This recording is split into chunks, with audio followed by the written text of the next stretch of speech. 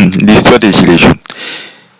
J'ai suivi une personne qui a parlé de l'histoire des Gilets jaunes. Et la personne a dit ceci, que l'histoire des Gilets jaunes, ce sont des gens qui n'ont pas compris que le monde avançait, que le monde c'était progression. J'ai regardé, j'ai dit, le mec, il n'a rien compris. Moi, je suis pour l'action des Gilets jaunes. Pourquoi je suis pour l'action des Gilets jaunes? Pourquoi je soutiens les Gilets jaunes? Parce que le monde ne peut pas être juste capitaliste. Le monde ne peut pas être les puissants qui vont écraser les plus faibles. Le monde ne peut pas être juste progression. Ça veut dire quoi, progression? Est-ce que le fait d'utiliser une calculatrice me rend plus intelligent? Est-ce que le fait qu'il y a plus de pollution parce qu'on a envie d'exploiter le monde, est-ce que ça nous rend plus intelligent? Le fait qu'on arrive à nous faire comprendre qu'il y a des banques qui sont tombées en faillite et qu'on doit financer ces banques, est-ce que ça nous rend plus riches? Est-ce que le fait qu'il y ait la crise et qu'il y a de plus en plus de riches et de plus en plus de pauvres, est-ce que ça rend le monde plus intelligent? Quand les gens disent on ne comprend pas l'histoire des Gilets jaunes, je dis tu vis dans quelle planète? Les Gilets jaunes se battent pour la survie. Les Gilets jaunes se battent pour un autre monde. Les Gilets jaunes se battent parce qu'ils estiment que le monde ne peut pas continuer comme ça, que les riches ne peuvent pas être plus riches encore et que les pauvres encore plus pauvres. Et qu'il y a de plus en plus d'inégalités entre les individus, qu'il y a de plus en plus de conflits sociaux, qu'il y a de plus en plus de gens qui arrivent à travailler, qui travaillent, mais qui n'arrivent plus à survivre, à subvenir. Moi, je ne comprends pas comment un idiot comme celui-là peut prendre la parole et dire il ne comprend pas l'histoire des Gilets jaunes. Ça veut dire quoi le progrès? Est-ce que le progrès va dans le bien-être collectif? Est-ce que le progrès va vers toujours plus de richesse, toujours plus de pognon, toujours plus de capitalisme, toujours moins de social, toujours moins de répartition de richesses? Mais si tu n'as pas compris cela, tu n'as rien compris. Premièrement et deuxièmement, nous sommes en démocratie. C'est pas parce qu'on élit un gouvernement, même quand bien même tu as eu 99,99% à une élection, tu dois quand même écouter les 0,001% des gens qui se plaignent. Les gens ne se plaignent pas parce qu'ils sont contre le système.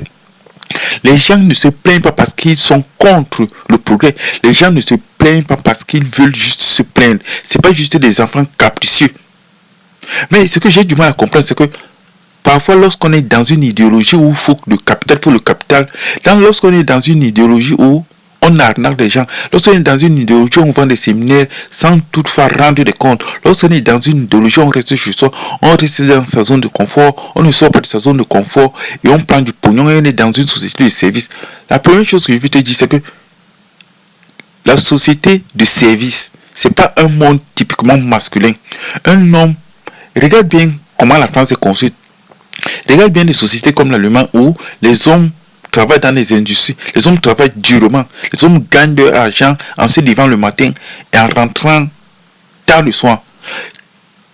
La troisième chose que je vais te dire, quand une femme dit à son mari, qu'est-ce qu'il fait comme travail? C'est pas le travail intellectuel, c'est pas la tertiarisation de l'économie, de l'industrie, c'est pas le fait d'être dans un bureau et de travailler comme consultant, parce que les filles d'aujourd'hui, les femmes d'aujourd'hui ont vu leur père travailler dans les mines de charbon. Les filles d'aujourd'hui ont vu leur père, leur grand-père travailler comme bûcheron. Les filles d'aujourd'hui ont vu leur grand-père trimer. Et les mères d'aujourd'hui ont vu les hommes travailler. Les hommes travaillaient avant, maintenant les hommes ne travaillent plus. Le travail tel qu'il est présenté actuellement, c'est pas le travail qu'il y a 2, 3, 4 siècles. Bien sûr, les gens vont me dire que le travail a progressé, qu'il y a eu des conflits sociaux et qu'il y a maintenant une réglementation qui fait en sorte que tout est légiféré. Mais je dis, c'est juste de la peinture qu'on a mis sur une carrosserie. L'esclavage a juste changé de nom. Quand tu travailles dans une entreprise, l'objectif, c'est pas de te rendre riche. L'objectif, c'est de te donner juste un petit salaire. Et ce petit salaire qui permettra de survivre. Donc arrête de dire que les gilets jaunes font partie d'anciens mondes qui n'ont rien compris aux évolutions, qu'ils sont anachroniques, que leur combat est obsolète, que leur combat ne veut rien dire. Mais je dis, il faut d'abord, dans un premier temps, se respecter. Il faut respecter aussi les gens qui ne pensent pas comme nous. Il faut respecter leur idéologie. Il faut respecter leur cri. Je pense qu'un enfant qui crie, c'est pas un os qui danse. Un enfant qui crie, c'est sa manière à lui de faire comprendre que ça ne fonctionne pas. Mais on sait bien qu'en France, ça ne fonctionne pas. Il faut être stupide, il faut être débile, il faut être un attardé mental. Parce que je pense que tu dois être un attardé mental ou bien tu dois vivre dans ton monde à toi pour comprendre que, pour ne pas comprendre que ça ne fonctionne pas, pour ne pas comprendre qu'il y a de plus en plus de pauvres, pour ne pas comprendre qu'il y a de plus en plus de gens qui ont du mal à finir les fins du mois, qui ont du mal à manger. Mais étant donné que tu vis dans ta tour d'ivoire, mais je pense que si par exemple tu sortais, tu quittais peut-être là où tu es allé te loger, si par exemple tu payais un loyer normalement, si par exemple tu avais un travail normal, si par exemple tu te levais tous les matins, mais étant donné que tu ne payes pas de loyer, étant donné que tu n'as pas un travail normal, étant donné que les ressources que tu reçois ne sont pas déclarées, donc tu ne payes ni les impôts ni les taxes dessus. Parce que si tu avais créé ton entreprise, si tu payais un loyer normalement, si tu payais l'électricité, si tu payais les charges et tu payais la pension alimentaire, je pense que tu ne te permettrais pas de dire que le combat que mènent les gilets jaunes est un combat inutile, que le combat que mènent les gilets jaunes c'est un combat anachronique, que le combat que mènent les gilets jaunes est un combat qui est nocif pour les générations. Si un temps soit peu, tu vis dans la société, parce qu'un homme qui vit dans la société, un homme qui a un travail, c'est un homme qui paye un loyer, c'est pas un homme qui va vivre chez une femme. Parce que quand tu vis chez une femme, tu ne payes pas forcément le loyer. Quand tu vis chez une femme, tu es dans ta zone de confort. Donc, quand tu prends du temps de juger les autres, mais je dis, regarde-toi sur le miroir, juge ta vie d'abord, regarde ce que tu as fait, regarde tes choix. C'est facile de se mettre sur un micro et de commencer à verser sa haine sur les gilets jaunes. Parce qu'on regarde, parce qu'on prône l'idéologie où il faut le capitalisme, le pognon. Mais le pognon que les jeunes qui n'ont pas assez d'intelligence, parce que les jeunes qui te suivent, si c'était un temps soit peu intelligent, ils devaient comprendre qu'ils n'ont pas de problème et qu'ils n'ont pas intérêt à te donner 200, 300 euros pour rien. Puisque tu ne les apportes pas de valeur ajoutée. Et que la quête de la femme, c'est pas une finalité, c'est pas la mission d'un homme. L'objectif, le but, la mission d'un homme, c'est pas de courir après une femme. Si un homme est attirant, si un homme est attractif, si un homme est masculin, si un homme est viril, il n'a pas besoin d'un coach. Tout seul, il va se trouver une femme. Et les femmes viendront parce qu'il a des qualités que les autres hommes n'ont pas. Donc, si tu veux vendre tes séminaires, mon pote, vends tes séminaires calmement. Mais ne t'engage pas dans des sujets qui te dépassent. Ne commence pas à dire les gilets jaunes, les gilets jaunes ne se battent pas pour eux. Les gilets jaunes se battent pour un monde meilleur. Les gilets jaunes se battent pour un autre monde. Les gilets jaunes se battent parce que c'est une manière pour eux de dire on ne peut pas continuer comme ça. La BPS disait on ne peut pas continuer comme ça. Il faut 900 000 logements qui sont construits chaque année. Est-ce que tu ne sors pas pour voir comment le monde... Tu ne te rends pas compte que le monde devient de plus en plus rude, que le monde devient de plus en plus suffocant, que le monde, qu'on a atteint un certain niveau où ça ne peut pas continuer comme ça.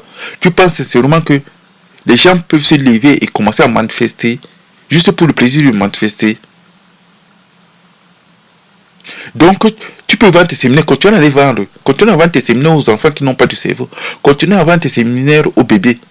Mais ne t'engage pas dans un sujet qui te dépasse.